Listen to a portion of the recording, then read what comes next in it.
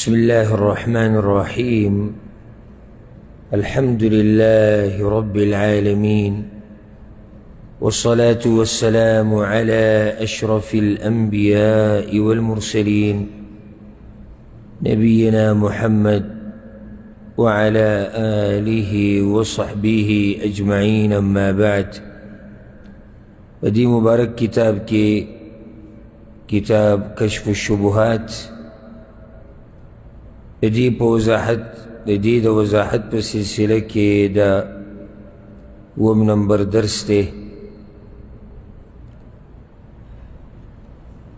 آخرنی درس کې دا خبر روانه وه چې د څه د لاسه پیغمبر صلی الله علیه وسلم د مشرکانو سره جنگ کړی او پیغمبر صلی الله علیه وسلم د هغوی نه کومه خبره غوښته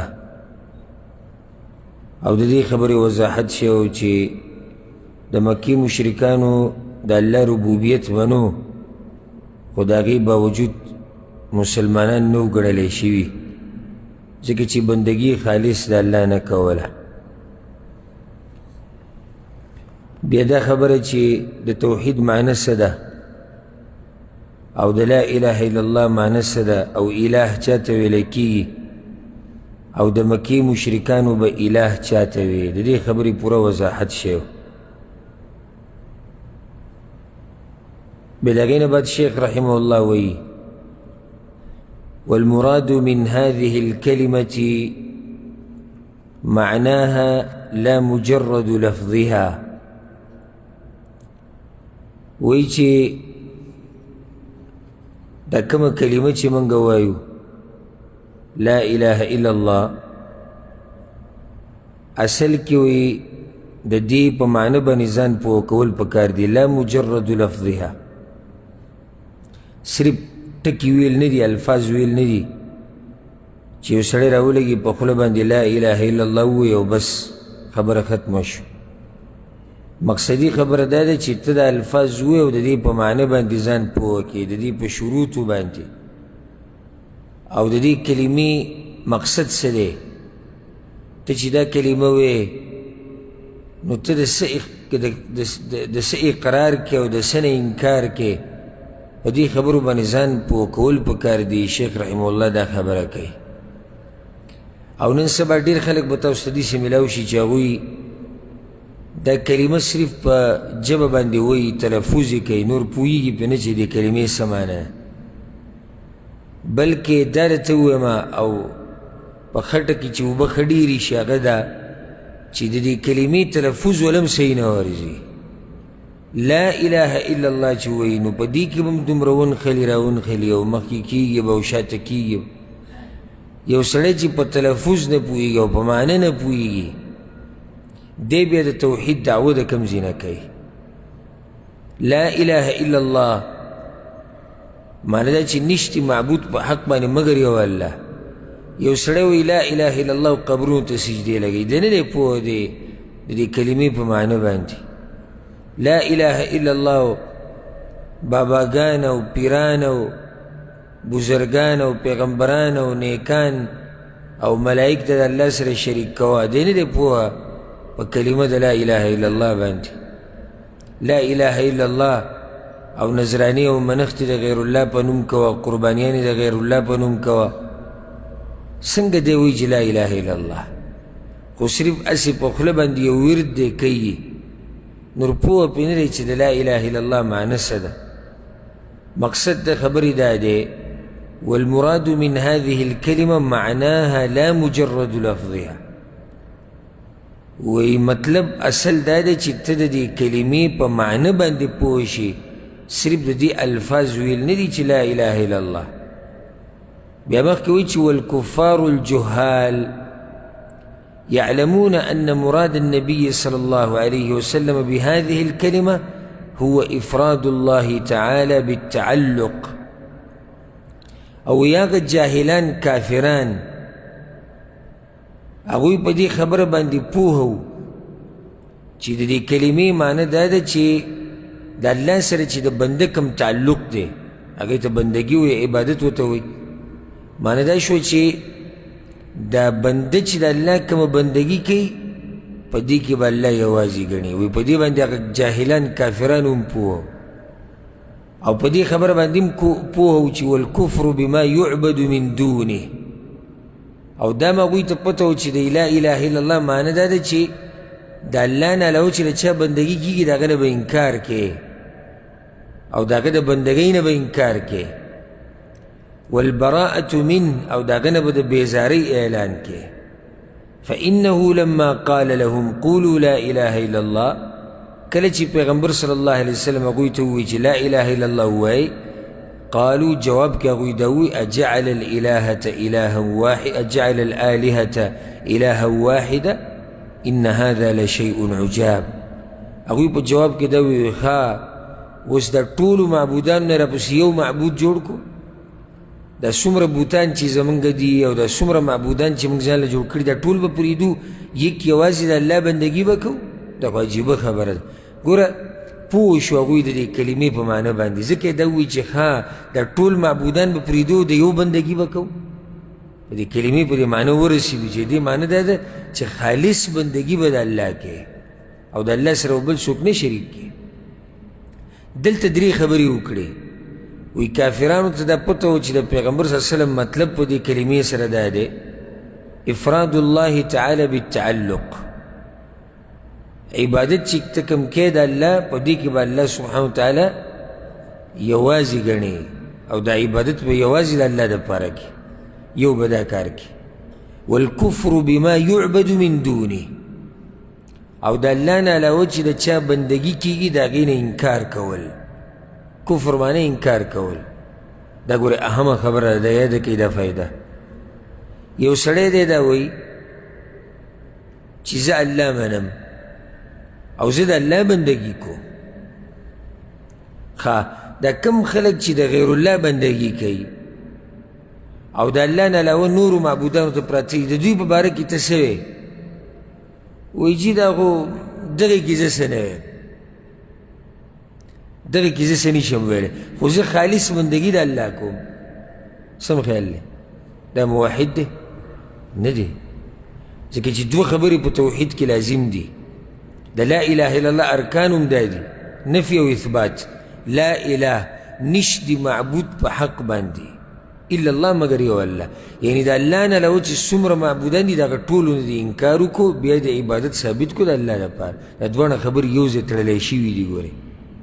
او ګوره دا نفي د اثبات نه مخکې راله ګوره نفي د اثبات نه مخکې راله یعنې د الله نه علاوه چې د چا بندګي هم کېږي د هغه ټولو نه انکار د کفر او د شرک نه انکار دا خبره لازم ده په توحید کې الله سبحانه وتعالی سوره بقره کې دا خبره کړې ده لا اکراه فی الدین قد تبین الرشد من الغی فمن یکفر بالطاغوت ویؤمن بالله نو څوک چې د طاغوت نه منکر شي طاغوت څه ته وایي چې د الله نه علاوه بندګي کیږي چا چې انکار وکړو د طاغوت نه ویؤمن بالله او په الله ایمان راوړو ګوره دې ځای کې هم دا انکار د غیر الله د بندګۍ نه دی مخکې کړی دی د دې نه چې په الله ایمان راوړو ته به لازم د شرک نه انکار کې د مشرکینو د په کار باندې به رد کې هغې ته به منکر وې هغې ته به ناروا وې هله به ته موحد ګڼلی کېږي زه چې موحد یم او زه صرف د الله بندګي کوم ښه د مشرکانو باره کې څه وې چې یو سړی قبر ته سجده لګي هغه ته ته څه وې چې یو سړی انسان ته سجده لګي هغه ته ته څه وې او بندګي کوي عبادت یې کوي په یو قسمه ته هغه ته څه وې وایي نه دې باره کې زه څه نه وایم دغه څه نه دغه د هغوی خپله طریقه ده او زه بندګي یوازې د الله کوم دی موحد نه دی ځکه چې ده دا ونه وي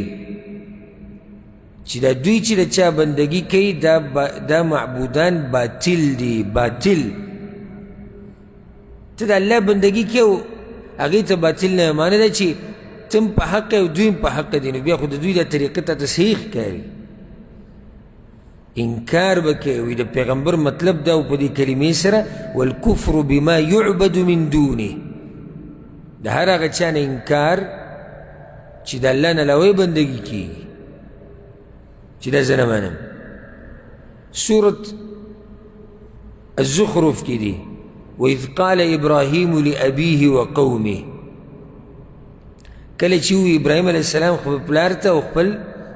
قوم ته څه ورته ووي انني براء مما تعبدون، زه ګورې د براءت اعلان کوم د هغه څه نه چې تاسو یې بندګي کوئ، زه د براءت اعلان کوم. ته به دا اعلان کې د براءت لازم توحید په دې کلمه کې دا خبره دننه پرته وي، ته به د براءت اعلان کې ښه صفا به وي چې تاسو چې د چا بندګي کوئ د دې نه ګورې زه منکر یم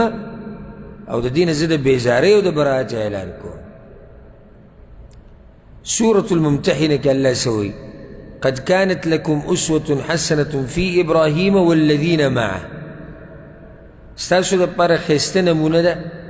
په ابراهیم علیه السلام کې او د هغه په ملګرو کې چې هغه سره توحید په لار ولاړ و. هغوی سجل کړو إذ قالوا لقومهم إنا براء منكم ومما تعبدون من دون الله، هغوی خپل قوم ته دا ویلو چې موږ ګورې بېزاره یو د براءت اعلان کوو تاسو نه او د هغه څه نه چې تاسو یې بندګي کوئ د الله نه علاوه. کفرنا بكم وبدا بيننا وبينكم العداوة والبغضاء أبدا حتى تؤمنوا بالله وحده، او زمونږ او ستاسو منځ کې دشمني شروع شوه که د کوم وخت پورې به ابدا همیشه پورې به دا دشمني حتى تؤمنوا بالله وحده، تر دې چې تاسو په الله باندې یوازې ایمان نه راوړی، یوازې بندګي هم د الله نه کړي. او درېیمه خبره ورسره د براءت اعلان د مشرک نه، د الله دپاره دوستي او د الله دپاره دشمني. د مشرک د دې شرک سره به هم بغض ساتي او د دې مشرک سره به هم بغض ساتي. دا دین دی ګورې، دا عقیده ده، دا منهج دی، دا د الله دپاره غیرت دی، دا د الله د دین دپاره غیرت دی. یو سړی رالګي ستا د رب سره شریکان جوړی په بندګۍ کې، په باچاهۍ کې او په هغه څه کې چې هغه په الله پورې خاصي، ته به ورسره خاندې ټوغې ټکالې به کې،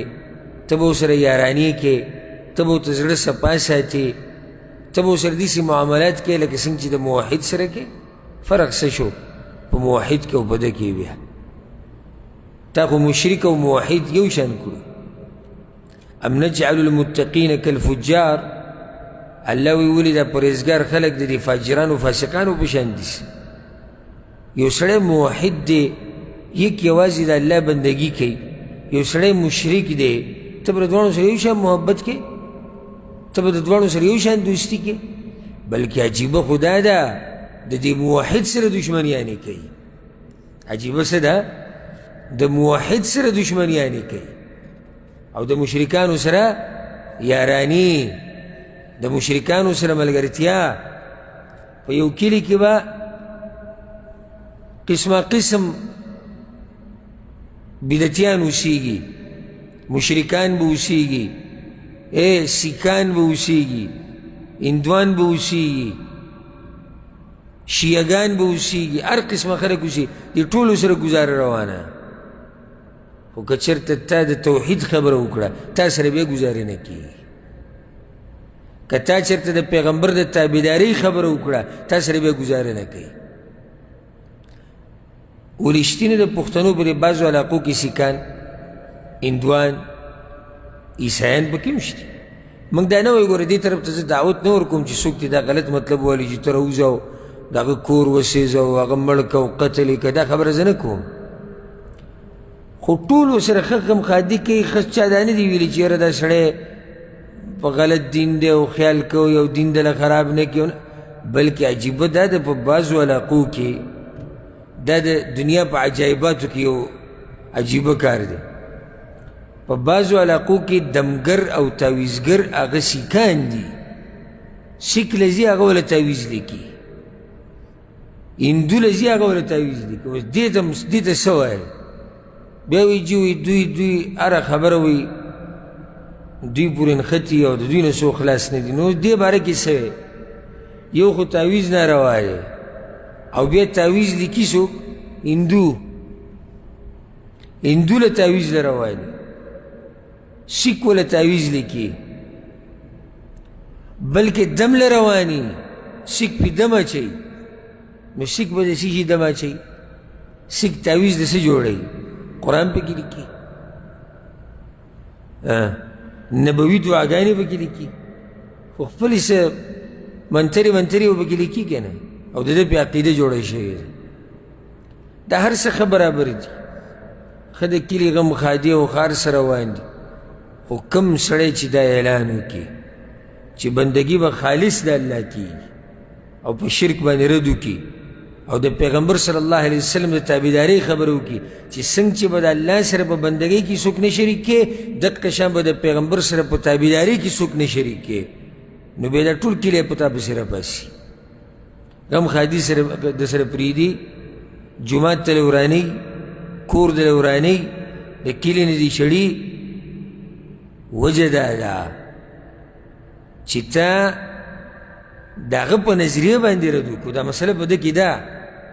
ځکه پې دې دومره سور شین شو او ځکه پې دومره خفه شو چا کې چې څه کاري که نه او ته رد وکړې نو هغه وي ما یادوي دی وي ما یادوي ځکه یو عام سړی چې ته بیان ته ناست شو دی عالم بیان ته هغه د توحید او د شرک باس کو داسې لږ ساعت ناست و بس بیا خپل څادر راواغېستو ویې څنډه په اوږې واچو وایي دا هم خاص په ما پسې راوستی دی کس ظالم زوی خو زما نه خوله نه اړوي خو چې بیان یې شروع کړی ما پورې نښتی اوس هغه تا پورې نه دی نښتی خو هغه چې څه وایي دا په تا کې شتي نو تا ته داسې ښکاري لکه دی چې ما ته لیږي اوس موږ په دې درس کې نصیحتونه کوو که دا ګناه مه کوه دا مه کوه چا کې چې هغه ګوره زما حل ورته چا ویلی نه ته دا مه وایه چې زما حل ورته چا ویلی دی ته دا ووایه چې دا کومه خبره چې د عالم ذکر کړه دا کومه ګناه چې د ذکر کړه دا کم غلطه نظریه او غلطه عقیده چې د ذکر کړه دا په ما کې شتي اوس څه کول پکار دي د رضا نه لرې کول پکار دي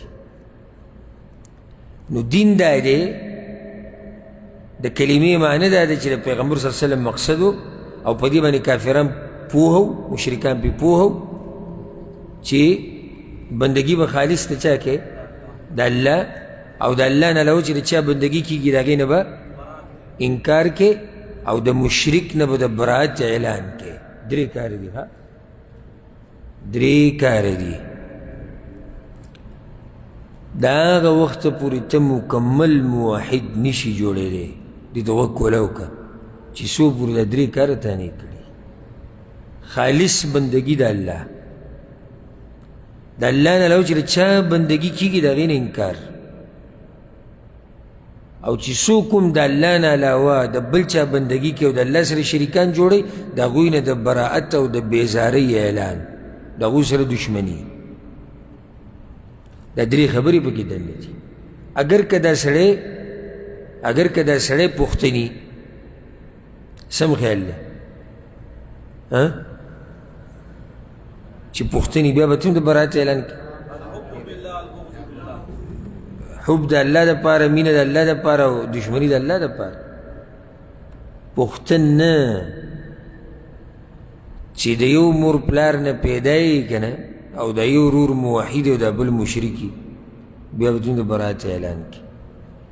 موږ آیت ذکر کړو د چا مبارک ابراهیم علیه السلام چا ته لیږي پلار ته لیږي پلار ته وایي زه ګوره بیزاره یم تاسو نم او د تاسو چې د چا بندګي کوي د دوی نه ښه صفا خبره ښه واضح خبره په دې کې مجاملات نشته ګوره په دین کې مجاملات دا نشته ته به توحید بیه کې توحید به بیه کې په دې چې دا مې ورور دی توحید به بیه کې په دې چې دا مې قومیز دی دا مې نسبي دی دا مې جي په ورورۍ کې دی او دا جي پښتن دی او دی چې د پاکستان دی او دی چې د افغانستان دی دا قصې نه چلېږي په دین کې چې موحد دی زموږ د سر تاج دی هغه د هر ځای دی او چې د الله سره شریکان جوړوي نو زمونږ ورسره ورانه ده ځکه چې د الله سره ورانه ده. وایي د مکې مشرکان په دې خبره باندې څه پوه په دې څه دلیل دی چې هغوی به پوه دا خو صحیح شو دا یو دلیل شو. دلیل په دا چې هغوی به پوهېدو اجعل الآلهة إلها واحد پیغمبر ورته صرف دا وی لا اله الا الله ووایه بس نور ګوره شرح یې ورته نه ده کړې ګوره څومره پوه خلک صرف ورته ووایي لا اله الا الله وایي ها یعنی صرف به اوس د الله بندګي کوو ګوره ډایرکټ پوه شو په دې باندې. دویم دلیل پې دا دی بل دلیل پې دا واله که چېرته هغوی د دې په معنی نه پوهېدی نو بیا دا کلمه وي څه مو خیال دی بیا وي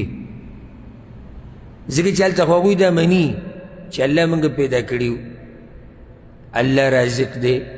الله به موږ مرګ راولي الله ژوند را کړی الله نظام چلی نو لا اله الا الله مو وایه که نه دې کې څه چل دی وی وایه خو هغوی به پوهېدو ځکه یې ونه وي. ځکه شیخ وایي فاذا عرفت أن جهال الكفار يعرفون ذلك ويقول ته په دې خبره پوه شوې چې جاهلان کافران په کلمه د لا اله الا الله پوهېدو فالعجب ممن يدعي الإسلام وهو لا يعرف من تفسير هذه الكلمة ما عرف جهال الكفار. تعجب په هغه چا پکار دی وایي چې دعوه د اسلام کوي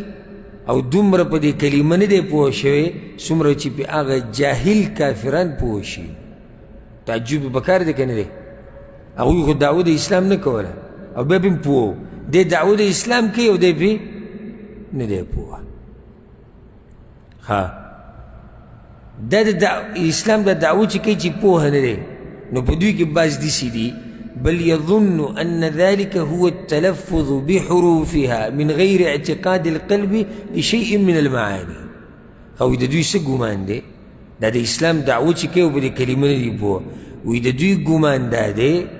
چې صرف د دې کلمې د حروفو تلفظ کول پکار دي اگر که په زړه کې د دغه عقیده نه وي خو اهم شی څه دی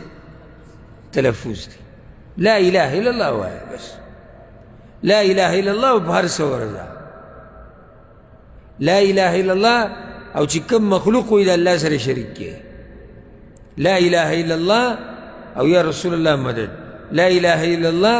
او یا علی مدد یا رسول الله او یا فاطمه مدد یا حسین مدد لوی ځوان راورسي پیر بابا راورسي لا اله الا الله قبر ته سجده لا اله الا الله او د قبر نه طواف لا اله الا الله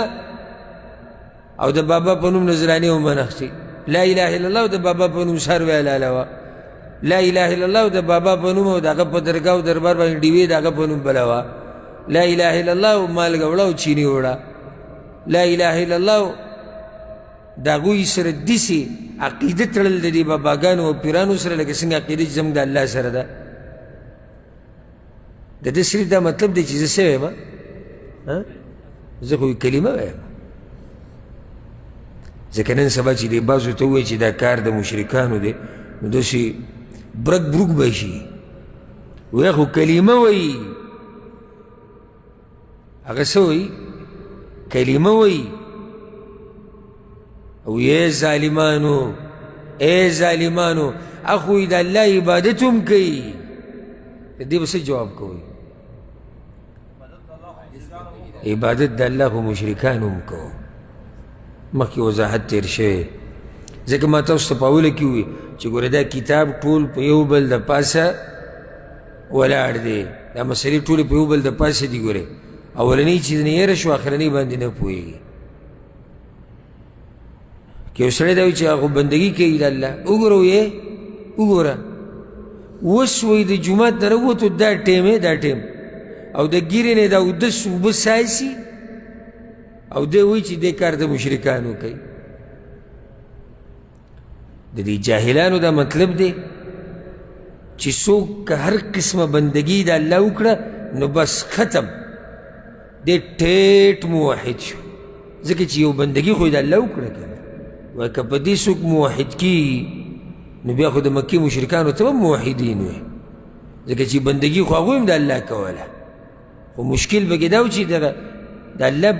بندګي کوله خو په دې بندګۍ کې ورسره نور مخلوق شریک کړی و دا مشکل پکې نور خو هغوی هم بندګي د الله کوله نو صرف تلفظ نه دی عقیده ده په دې ځان پوه کول دی لا اله الا الله او پوهېږي په نه تپوس ته وکړي د ډېرو نه تپوس وکړه دا زما بدګماني نه ده که څوک وایي دا بدګماني ده ډېرو ته به لا اله الا الله معنی نه معلوم لا اله الا الله څه مطلب دی بس وخاندي را وخاندي ما ته اوس اکثر مخکې دا ووي شیخ رحمه الله الله دا وایي وایي د دې بعضو دا عقیده دی چې صرف تلفظ دی دی پکې لا ګزاره کوي چې په تلفظ کې تکړه دی داسې به ته پکې میلاو شي چې لا اله الا الله ویلی هم نه شي لا اله الا الله کلمه ولا ورځي هم نه او زر به ده ووایي وایي ته څنګه وې چې د ده عقیده غلطه ده او هغه له شپږ کلمې ورځي شپږ کلمې معنی دا ده چې د دین بنیاد یې په څه ایښودی دی په شپږ کلمو باندې په شپږ کلمې وایه او چې کومه عقیده ساتي هغه ساته ته ټیټ مسلمان یې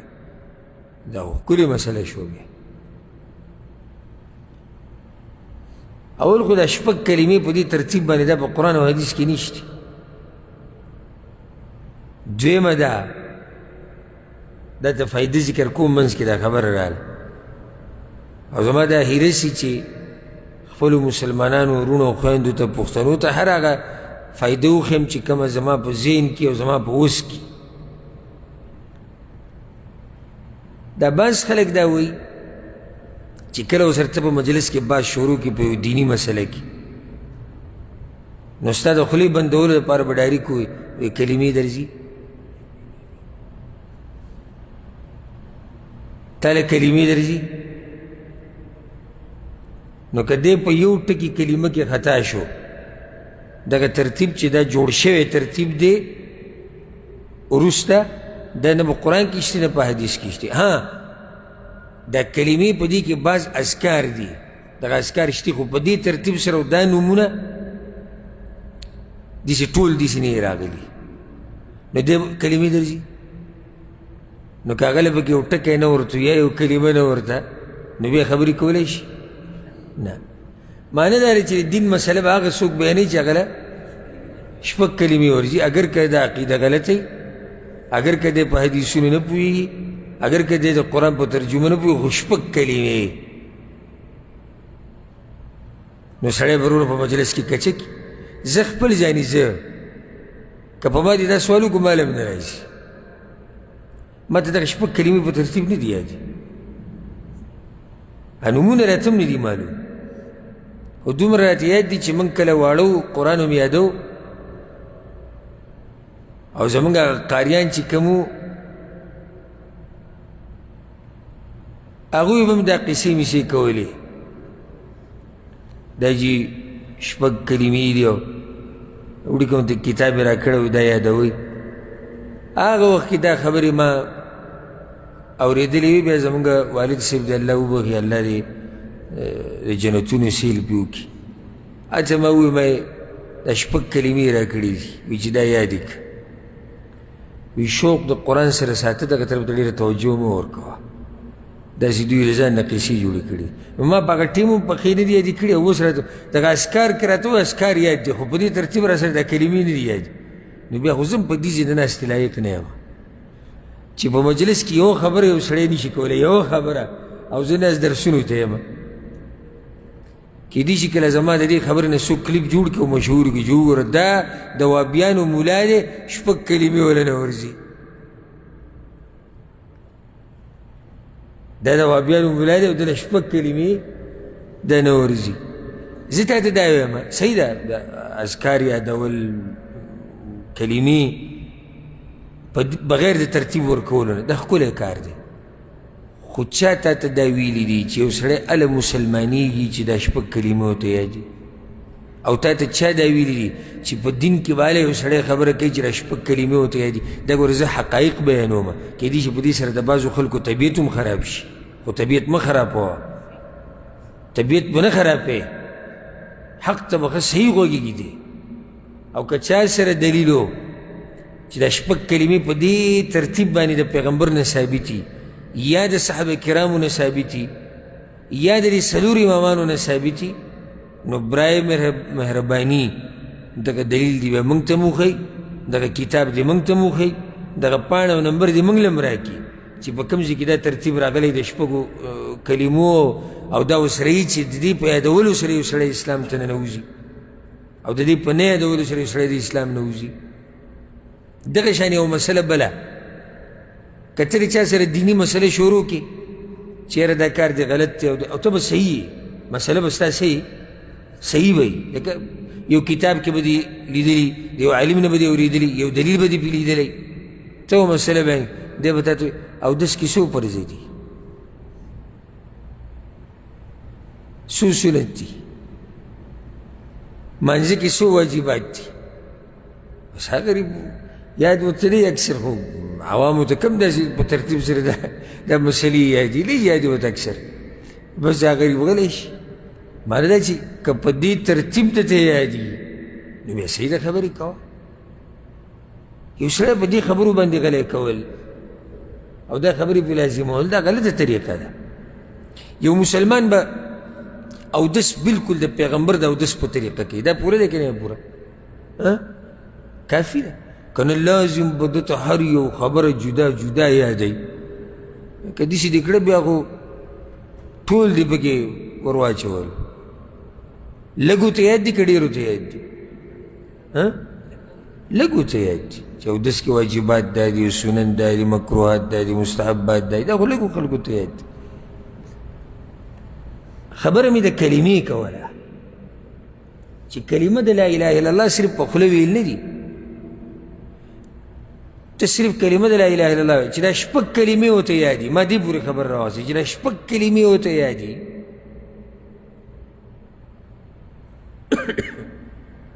او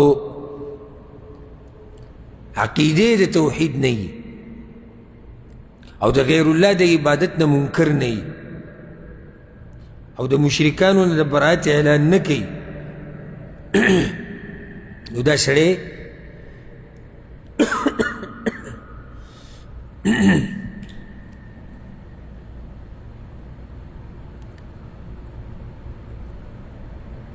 جزاک الله الحمدلله دا سړی موحد نه ګڼلی کېږي دله دا فایده نه ورکوي شیخ رحم الله مخکې ناشته خبره کوي والحاذق منهم او اخیار په دوی کې دا پکې د اخیارانو حال ده واوره یظن ان معناها دا ګمان دی چې د لا اله الا الله معنی دا ده لا يخلق ولا يرزق ولا يدبر الامر الا الله د لا اله الا الله څه معنی ده اخیار پکې دا وایي اخیار چې رزق الله ورکوي او پیدایش الله کوي او نظام الله چلوي دا پکې د هوښیار نظریه ده خو دا معنی صحیح ده لا اله الا الله څه دلیل دی جناب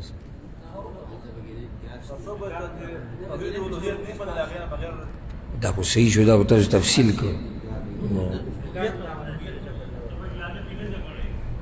دا خو صحیح شو تاسو دا کلمې د ارکانو وضاحت کوو د زه جواب ورته نږدې دی بل چې یو ملګري خبره شروع کړې وه خو د مشرکانو څه ټکی پکې و بارک الله فیک که چېرته د لا اله الا الله دا معنی وی چې الله خالق او رازق دی او الله مرګ راولي او الله ژوند راولي مکې مشرکان بیا ولې نه وایي که چېرته د دې دا معنی د لا اله الا الله بیا خو د مکې مشرکان هم مسلمانان دي هغوی که دا کلمه نه ده ویله خو د عقیده خو ویشتي که نه بیا خو به هغوی ته هم ټیټ موحدین دا پکې هغه تکړه وایي جی الله خالق دی والله رازق دی والله مرګ راولي والله دا خبرې ټولې موږ منو دې نه خو انکار نشته خو دا د لا اله الا الله معنی نه ده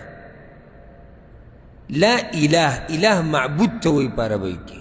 چې عبادت یې کېږي نشته د عبادت حقدار مگر یو الله دا د دې معنی ده بس پکې دا وی لا موجود الا الله معنی دا ده چې نشته موجود مگر یو الله دا خو بیا خبره غلطه کړه بلکې دې کې قصه وحدة الوجود طرف ته بیا وځي چې دا څه چې په دنیا کې دي الله په دې کې دننه دی نو هر شی چې تا ته ښکاري دا په حقیقت کې څوک دی الله دی والعیاذ بالله او دې معنی خو دا شو چې نشته موجود یعنی ګوره یو موجود هم نشته مگر څوک الله یو مخلوق هم نه دی موجود نو دا کم چې دي دا څوک دی دا هم بیا مطلب دا شو والعیاذ بالله چې دا هم الله دی وحدة الوجود او وحدة الشهود دا ځان له یو عقیده ده انشاءالله کم ځای مناسب راشي هلته به دې وضاحت وکړو نو خيار پکې دا دی چې دا معنی بیانوي او دا د لا اله الا الله معنی نه ده دا د لا اله الا الله معنی نه ده ښه دا بعض رونه چې تبلیغ او د دعوت شوق لري هغوی ته چې کله وایي توحید بیان که په دې دعوت کې نو هغوی دغه توحید بیانوي کم توحید ربوبیت په ټول بیان کې د ربوبیت نه غیر چاپېره تاویږي راتاوي الوهیت له نه راځي ولې نه راځي یو الوهیت له چې رالي لازم به خلک تقسیمیږي دویم اکثر به دی په خپل هم نه پوهه زه یو ځای کې ومه څه کسان را جمع شوي او دا بیانونو دا درزو هر یو پاسېدو بیان زه هغه ځای ته ورغلم چا سره مې کار چې هغه کسانو زه ولیدمه نو طبیعت یې ډېر زیات خراب شو حالانکه موږ دا وایو چې موږ د ورورولۍ درس ورکوو د مینې محبت درس ورکوو د یو بل سره اخلاص خیرخواهي ما تاسو سره اکثر مخکې ووایي که نه چې د غلطې عقیدې والا د هر قسم مذهب والا سره به دله یاري وکړي خو چې موحد ویني او متبع د پیغمبر صلی الله علیه وسلم ویني بیا یې طبیعت خرابېږي او چې زه ورغلم یو سلام دعا وشو بیا زه کېناستم ګوټ ته ما لازم بلته به کښېني د دین خبره کېده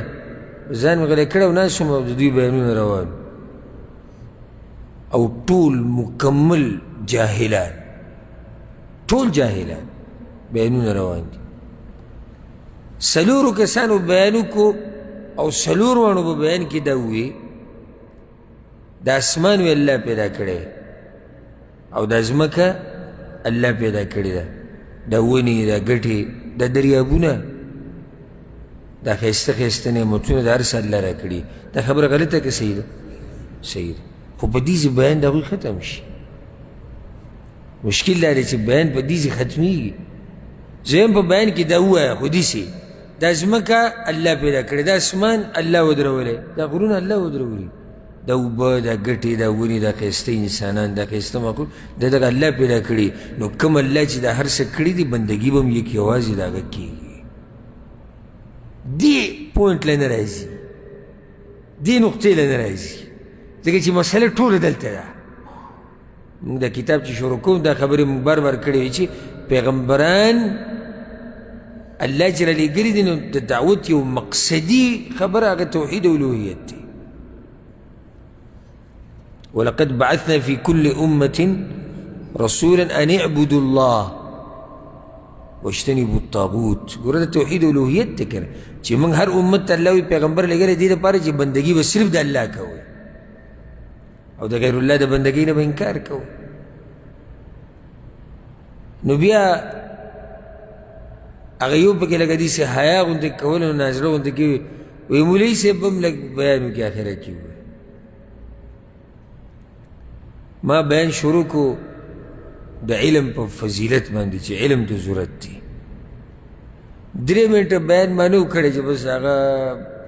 ونه شوه بس دې ګړۍ ته رسي وکړو وایي ډېرې ښایسته خبرې دي خو بد دا دی چې موږ سره ټیم وایي نشته ټیم نشته مخکې موږ ته کار دی نو دا ولې زما دا څه کار دی دا زه څه کوم دې بیت ته کېناستل دین نه دی نه وي موږ سره چې ګړۍ ته وکړو یاره موږ سره ټیم نشته ها څوک څوک اراده لیکي زما خبرې ټولې لاړې ګړې وړې شي ځکه چې هغه وایي چې دا خو سړی خو په بله ورغی دا خو وایي چې علم په کار دی او دا خو مسلې بیا ورانېږي نو ټول بیان په دغه یو خبره باندې وشو چې الله خالق دی رازق دی او هر څه الله کې ده موږ ټول منو په دې کې خو ابو جهل هم تا سره اختلاف نه کوي په دې کې خو ابو لهب هم اختلاف نه کوي اهم پوینټ لراشه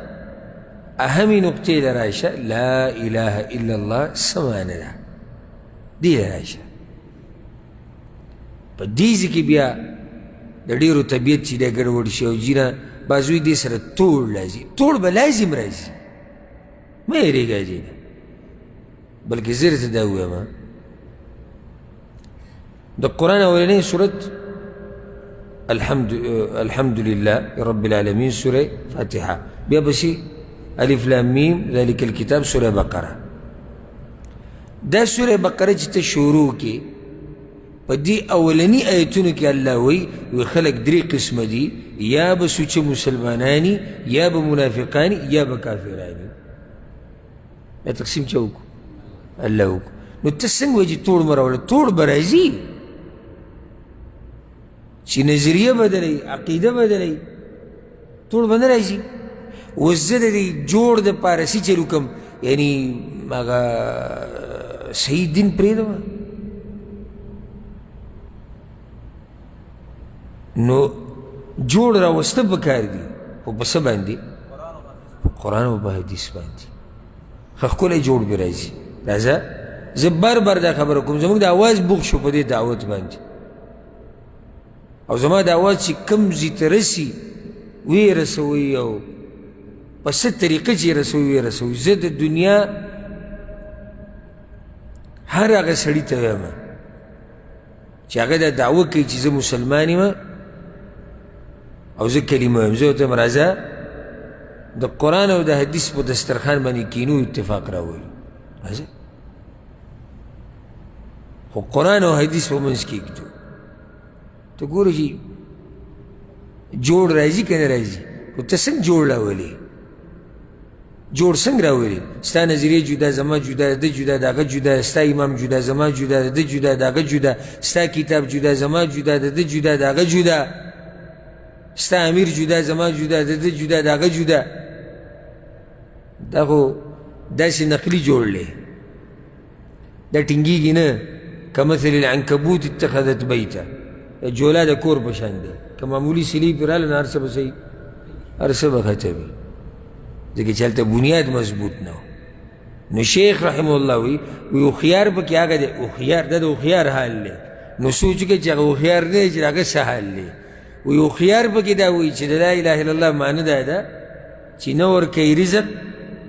نه کوي پیدایش نه چلی نظام مگر یو الله دا معنی صحیح ده نه ده صحیح نو بیا وایي فلا خیر فی رجل هغه سړي کې هیڅ خیر نشتی جهال الکفار اعلم منه بمعنى لا اله الا الله په هغه سړي کې هیڅ خیر نشتی چې جاهل کافران د هغه نه په لا اله الا الله باندې ښه پوهېږي خیر پکې شتی نشته پکې خیر د مکې مشرکان په لا اله الا الله پوهېدو دی پرې نه پوهېږي نو په دې کې څه خیر بیا وایي اوس ګور دې خبرې ته غوږ کېږدئ اذا عرفت ما قلت لك معرفة قلب تا تداوي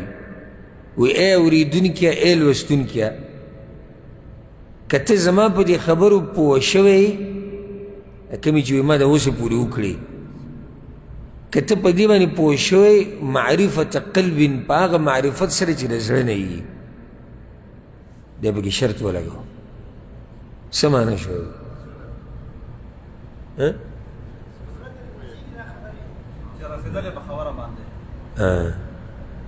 معنی دا ده وی که تا د لاول نه اسې غوږ ایښودی او مجلس کې اسې ناسې نو بیا خو ته به خبره نه یې پوه او داسې به کېدي چې موږ سره وي چې غریبان الله د دې موضوع نه هم نه دي خبرې چې دا موضوع د سره واره او یا که دا کتاب هسې ګوري پاڼې اړې او بیا به هم نه یې پوه معرفت قلب هغه معرفت چې هغه په زړه سره وي چې خبره زړه ته کوشي دا علم د سړي سره پاتې کېږي کومه خبره چې د زړه ته کوزه کړه که نه دا خبره پاتې کېږي په زړه کې او په ذهن کې خو زړه ته هغه خبره کوزېږي چې ته یې د زړه په غوږونو واوري او توجه دې ورته او شوق او ذوق دي او اخلاص ته پکې بیا خبره زړه ته کوزېږي او چې دا شوق او ذوق دې نه او غوږ دې نه یې ښودی د زړه نو بیا دا خو اوره په یو غوږ او په بل باندې به اوسي بلکې داسې به کې وي بعض یاران پکې داسې دي چې درس کې ناستي او چې د دې جومات د چوکاټ نه خپه بهر کړه دته نه دي معلوم چې څه دی هم ناست صحیح ده د مجلس هغه برکت امید دی چې الله به ورته هغه ورکړي خو نور کوم مقصدي خبرې چې راغلی و هغه میلاو نه شو هسې ناست موږ چې به کله یو وخت کې ما سبق وی په یو مجمع کې نو هغه ټول عربو سعودیانو ټول سعودیانو صرف یو زه پکې باری وم نو موږ سره پکې یو بدو او بدوان خو ډېر سادهګان خلک ډېر سادهګان وجه دا چې دوی اکثر په دې بانډو کې پاتې شوي او د څاروو سره ادب ورته هم ډېر نه معلوم علم ورته هم ډېر نه معلوم دا خو واضح خبره د هر ملک بانډچیان چې بدوان صاحب د دوی خبره نه کوم زمونږ هغه وي نه ورشي هم په دلایل او دا وجه دی چې دوی لري د دې علماو نه او د ښار نه او د علم نه اوس سادهګان دغه بدو به که درس به روان و که هر څه به روان ده ما ته قیسې د اوښانو کولې او یو پیر کلي ته تللی و ما ورته ټلیفون وکړو ما څنګه په چوټۍ تللی و کلي ته دوه هفتې نه و ما ورته ټلیفون وکړو ما څنګه وي بلکل الحمدلله وي د الله نعمتونه اوس هم وي د اوښ سره خوا کې ناست سادهګان دي هغه به دا استاد څه وایي څه نه وایي ورب الکعبه که په شړنګ وموجي داسې دي او چې پاس کېدو به په څنګ به پاس کېدو بلکل هغه اخرنی نمبر نه که د هغې نه لاندې چې پیل کېږي بس په دې باندې د الله په دغه روانو نور په هېڅ نه پوهېدو نه د هغه لیکلو نه د هغه سره قلم و نه د هغه سره کاپي وه کتاب کم ځای کې دی کور کې هېر شوی دی کتاب کم ځای کې دی ګاډي کې هېر شوی دی کتاب کم ځای کې دی ما خو لا اخیستی نه دی زه خو لا مکتبې ته تللی نه یم او دا قسمه خبرې اب هسې موږ سره د برکت دپاره نه استادان پې هم ډېر مین وو کوم مشایخ چې به راتلو د هغو سره سخته مینه وه او ته پته وه چې دی غریب کینو خو لکه نور په څه پوه نه نو هسې به ورسره هسې ګپ شپ لګوه او تپوسونه به یې ته کول د کلي حال احوال او د اوښانو قیسې او دا به یې کول هغو سره به هم لګي نو یو پیر زمونږ استاد راغی چې هغه موږ ته د علم د قافیې او اشعارو دا به یې موږ ته ښو دا ډېر ګران علم دی ګران علم دی او هغه به موږ ته د بلاغت ته علم او دا به راته موږ نو دی اوس مخې ته ناست دی د استاذ ته نږدې بلکل مخې ته ناست دی او استاذ ته پکې ګورم نو د استاذ دا مطلب دی چې نن دی یعنې ښه په شوق کې دی او د درس ته توجه ده درس ته توجه ده دومره ګران درس دی هغه تکړه پې نه پوهېدو هغه غریب په څه پوهېدو خو استاذ ورته ډېر استاذ داسې کس ته ډېر په توجه وي چې څوک استاذ ته په توجه وي एकदम सड़ी अल्लाह अकबर रुको لاړ په کلاس کې رکوع لاړ منګ هم حیران استاذ هم حیران سړي مونځ پوره کو دا رکعت یې وکړو بیا پسې بل رکعت وکړو سلام یې وګرځو او بیا موږ ته وایي خیر انشاءالله څه چل دی څه چل دی تاسو ټوکلي شوي او ما ته ګورئ ولې دا استاذ ورته ووایي الله یهدیک الله تعالی هدایت درکړي ته څه کوې ته خو درس ته ناست یې ته څه کوې وایي شیخ وایي زه درته سپا خبره وکړم وایي زه پرې ته قسم خورم که زه ستا په یو خبره هم پوهېږم په یو خبره دې موږ نه پوهېږم خو ما سوچ وکړو چې اسې هم ناست او قبلې ته دې مخ دی راشه صلات الضحا یو دوه رکعته پکې وکړه او نفلي مونځ خو په ناست هم کېږي نو بیا ورسره هغه شیخ مو ښه وخندل او موږ مو وخندل هغه ورته بیا دا وایي زه ښه دی چې دوه رکعته دې پکې وکړو هغه وخت یې ضایع نه کړو نو یو نیم سړی اسې ناست دی په خبره پوه نه دی چې دا څه وایي څه نه وایي څه روان دي څه نه دي روان دلته شیخ رحمه الله وایي که زما په دې خبره پوه شوی د زړه نه که د زړه نه بې پوه شوی وعرفت الشرك بالله الذي قال الله فيه او هغه شرک دې وپېژندو د کوم شرک په باره کې چې الله وایي ان الله لا يغفر ان يشرك به ويغفر ما دون ذلك لمن یشاء الله نه بخي دا خبره چې راغه سره دي شریک جوړ کړی شي ها د دې نه علاوه د شرک نه علاوه چې چاته وغواړي بخښنه کوي چې دا شرک ته وپېژنو د شرک باره کې تفصیل د دې دپاره به خصوصا رجوع کې زما هغه درسونو ته چې به کې ما د کتاب التوحید شرحه کړې ده اوږد وضاحت مو کړی دی شرک اقسام احکام هر څه بیان شوي دي خو لنډه ده لنډه او مختصر خبره د شرک په څو قسمه دی شرک په څو قسمه دی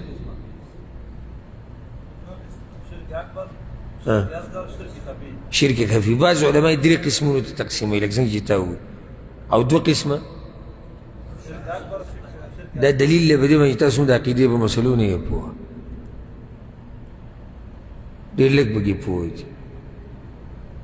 او چې خبرې شروع کړي بس یو سړی به برید ته وکړي الحمدلله د توحید عقیده یو سړی شرک نه پېژني او یو شی چې نه پېژني ځان به دې څنګه ساتي ماشوم ته د شرابو بوتل کېده کېدای شي ویسکي کېدای شي که نه شي ولې نه یې پېژني اور سره خوا کې کېنوه کېدای شي اور کې لاس ووایي کېدای شي که نه ولې نه پېژني هېڅ پته ورته نشته چې ته شرک نه پېژنې د شرک نه به ځان څنګه وساتي یو سړی دا دعوه کوي نه نه نه نه نه الحمدلله موږ بلکل صفا د شرک نه ځان هم ساتلی شرک څه ته وایي وایي دا خو راته پته نشته خو ځان هم دې ساتلی ته ځان ساتلی د څه نه دی دا ته چې وایي چې ما دې ځان ساتلی داسې شی دی ما پرې پوه وکړه وایي راته پته نشتي اوس د دې سړي باره کې هم څه خیال دی چې ما دې ځان ساتلی دی خو پېژنم یې نه ځکه یو شاعر وایي د شعر ترجمه دا ده عربۍ کې وایي چې وایي شر زده کومه او کوشش کوم چې شر وپېژنم د دې دپاره نه چې واقع شم پکې د دې دپاره چې ځان ترې بچ کړمه لکه اوس یو سړی دا ووایي راشي زموږ ته رانوځي چې بس دی نو د شرک خبره سله کې الله دې ته موږ ساتي مې بیانوه نو موږ خو دا شرک دې دپاره نه بیانوو چې موږ پکې پرېوځو موږ یې ولې بیانوو چې ځان ترې وساتو شیخ وایي که دغه شرک دې وپېژندو دا چې الله یې بخي نه یو سړي ته دا پته نه شرک څه ته وایي شرک خو په عربۍ ژبه کې واضح دی د لغت کې چې دا یعنی شراکت په معنی د شراکت دی پارټنرشپ چې ورته وایي څه شي کې چا سره شریک شو کاروبار کې بل څه کې بل څه کې او په شرع کې شرک دې ته وایي چې د الله په خصایصو کې او هغه کارونه چې هغه الله پورې خاص دي هغې کې د الله سره مخلوق شریک کی او دا بیا په دوه قسمه ده یا درې بعض علما درې وایي و یو لوی شرک ته یو وړوکی شرک ته یو پټ شرک ته او بعض وایي دوه دی لوی شرک او وړوکی نو دا پټ سر ته لاړ وایي دا پټ په دې وړوکي کې دننه دی خبر حقې ته واپس شو ښه نو شرک اکبر څه ته وایي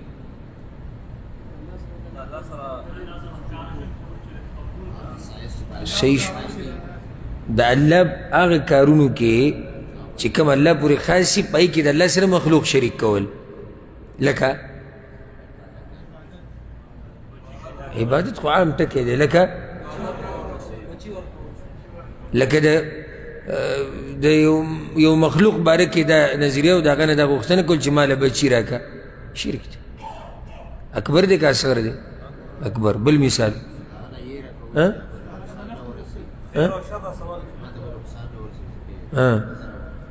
د نفع او نقصان نه یریده بس نظراني او منښتې د غیر الله په نوم کول بس دا خو وشو دعا غوښتل غیر الله ته چغې وهل رامدد شوي عبادت خو عام ټکی دی بیا عبادت لرئ دیس خو ټول د الله عبادت سجده لګول د الله نه علاوه بل چاته سجده لګول د عبادت په نیت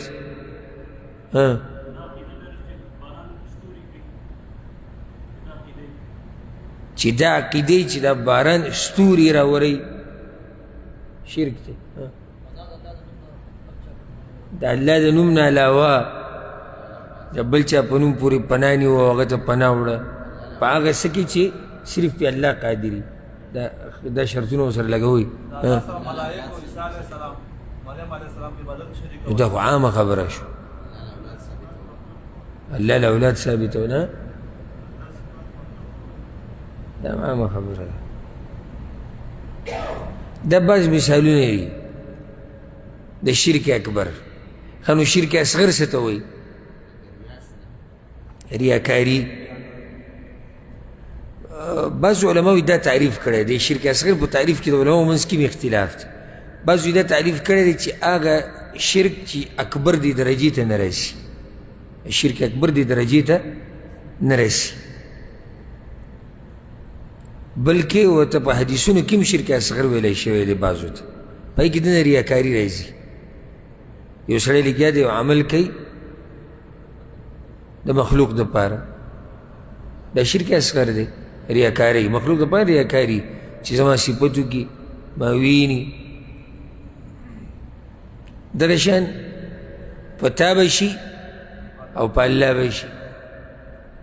دا قسم الفاظ دا په شرک اصغر کې راځي دا هم شرک دی دې ته ګوره ډېر احتیاط پکار دی زموږ د پښتانه دا ټکی ډېر وایي بس بس بس بس په تا مې اعتماد دی او په الله مې اعتماد دا خو دواړه یو شان کړو بلکې ډېرې ته مخکې کو په تا مې اعتماد دی او په الله مې اعتماد دی په تا به شي او په الله به شي پیغمبر صلی الله علیه وسلم خوا جا کس راغی او یا رسول الله ما شاء الله وشئت او چې سا الله وغواړي څه تاسو وغواړئ پیغمبر صلی الله علیه وسلم غوسه شو اجعلتني لله ندا زه دې د الله سره یو شان کړم بلکې داسې وایي چې ما شاء الله وحده څه چې الله وغواړي یوازې هغه کوي او بعض روایتونو کې داسې راځي چې الله چې څه وغواړي او بیا ته وغواړي بیا دې صحیح ده په الله به شي او بیا به په تا شي صحیح ده په الله مې اعتماد دی او بیا مې په تا اعتماد دی دا صحیح ده ها د غیر الله په نوم قسم کول دا هم شرک اصغر کې راځي د پلاني بابا په نوم مې د قسم او د بچو په سر مې د قسم او په کعبه مې د قسم دا ټول شرک اصغر کې راځي خو دا کله شرک اکبر ته هم رسي کله څه نه ها په کعبه واسې یقین کوي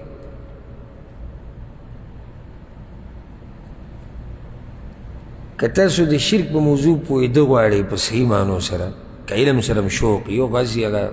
ټایم پاسوي لازم به د کتاب التوحید درسونه واورئ په هغې کې به شرک مسله تفصیلا واورئ او ډېره د افسوس خبره ده ګورئ چې یو سړی ځان ته موحد وایي او بیا ځان ته سلفي وایي او دی نه یې پوهه په دې مسلې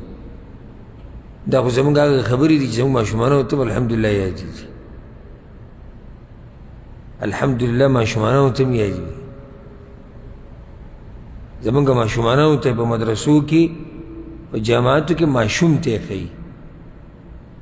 شرک په څو قسمه دی هغه هم لګوي په دوه قسمه دی یو لوی دی یو وړوکی لوی دا دی وړوکی دا دی مثال یې دا دی دې مثال دا دی توحید دا دی په دې قسم دی معنی دا ده دا خو ماشومانو ته هم معلوم دا خو زموږ د موحدینو بنیادي مسایل دي او په دې کې یو سړی بنګ بنګ کوي او پوهه پرې نه او چې بیا بهر ته وځي خلکو ته وایي یاره بس د الله شکر دی چې سلفیت عقیده ده ته خو به پوهه نه یې صرف په نوم یې کار نه کیږي کار کول غواړي کار ځان پوه کول غواړي زه سلفي یم او سلفیت پېژنم نه زه اهل حدیث یم او اهل حدیثتوب پېژنم نه زه موحد یم او توحید پېژنم نه زه متبع یم او اتباع د پیغمبر پېژنم نه نه څنګه به زه متبع شم څنګه به موحد شم او څنګه به سلفي او اهل حدیث شم چې سړی په دې بنیادي مسایلو نه پوهېږي او په دې کې له دا بعض وایي یاره وایي چې شیخ صاحب د دې په ځای یو بل درس شروع کړی وی ځکه دا د عقیدې دا مسلې خو ډېرې بیان شوي ته به وایي چې دی پکې داسې پي ایچ ډي کړې ده په توحید کې د د ټولو یاد دي موږ ته خو رارسي که نه بعضو ملګرو دا ویلي وي که د دې په ځای بل داسې یو درس شروع شوی وی ځکه چې توحید دا موضوع خو بار بار بیان شوې ده نو همدغه کس چې دا خبره کړې دی راوله ده نه د زه څو تپوسونه کوي دله ورځي که نه ورځي عقیده خو به د لحد تر تلو پورې بیانو قبر تر تلو پورې بلکې قبر کې هم سوال د توحید کیږي من ربک دا توحید دی ما دینک دا توحید دی بلکې د پیغمبر باره کې د تپوس دا هم د توحید مسله ده ځکه چې دا موږ ته الله دا خبره ده کړې ده او الله هغه له پیغمبري ورکړې ده او هغه بیا موږ ته د توحید راښولی دا هم د عقیدې په مسله کې دننه راځي چې دا مسلې درته نه یادې که نه قبر هغه سوالونه جوابونه هم نشي ورکولی ځکه چې دا مسلې درته یادې شي نو عقیده به دې برابري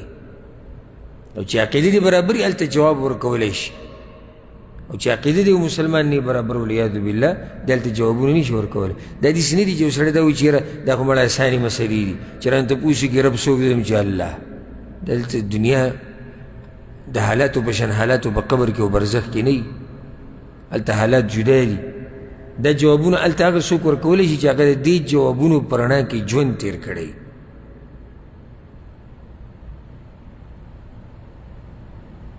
د شرک دا مسلې موږ څو پیرې بیان کړي بیا به کې هم بعض ملګري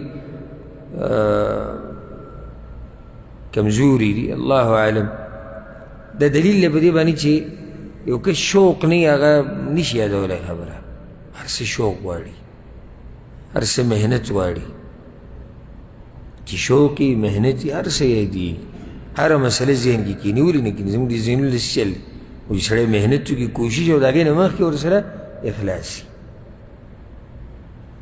د غیر الله په نوم قسم دا شرک اصغر دی کله نه کله شرک اکبر ته رسي او هغه داسې یو سړی چې د الله نه د بل چا په نوم قسم خوري او تعظیم یې کوي که نه لکه دی ورته غټ ښکاري دا شرک اصغر دی که چېرته د د عقیده وي چې دا پلانې او الله یو شان دی او شریک دي نو بیا شرک اکبر ته رسي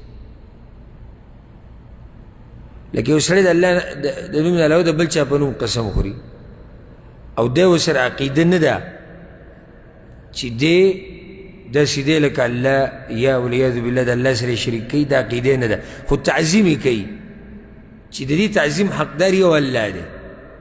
خو دی د ده تعظیم داسې کوي دی په کوم شرک کې واقع شو اصغر کې که چېرته یې داسې دا مو وایي چې او جي د ده دپاره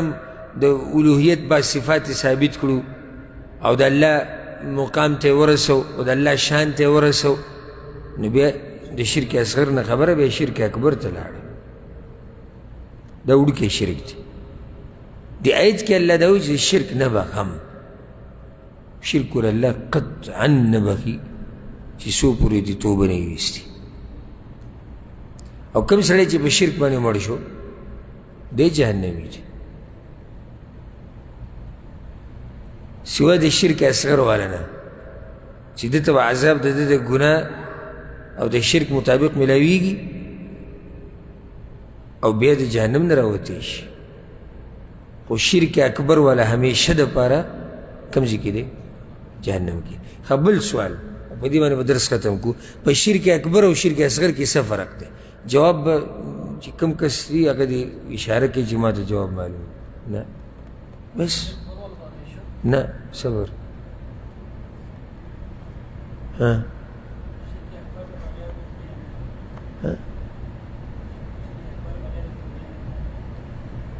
دا خو شرک اصغر هم داسې دی بغیر توبې نه خو یو هم نه قبلېږي شرک اکبر والا همیشه په جهنم کې دی بس نه ها